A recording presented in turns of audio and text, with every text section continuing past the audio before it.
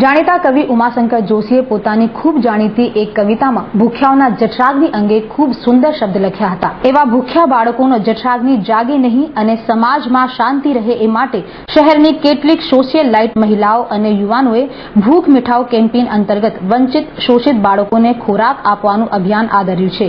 ગુજરાતના રાષ્ટ્રકવિ ઉમાશંકર જોશીએ કહ્યું હતું કે ભૂખ્યાનો જઠરાગ્નિ જાગશે ખંડેરની ભસ્મકણીના દાંત છે। જોકે શ્રદ્ધાના પાયા પર રચાયેલી ભારતીય સંસ્કૃતિમાં આવું નહીં થાય, કારણ કે રોટલાવાળી બહેનોની જેમ હવે ભોજન લઈને કેટલીક બહેનો નિસ્વાર્થપણે જઠરાગ્નિ ઠારવાની સેવા કરવા માટે મેદાને પડી છે, જેમાં નેહા પટેલ પણ છે અને અન્ય બહેનો પણ છે, જેઓ હવે ભૂખ્યાઓના જઠરાગ્નિને ઠારવા માટે પ્રતિ સપ્તાહ આવા કાર્યક્રમોનું આયોજન કરે છે। અમે 4 સન્ડેમાં એટલું આગળ લાવ્યું છે કે આજે પર સન્ડે અમે 250 કિડ્સને અમે લોકો ખવડાવીએ છીએ।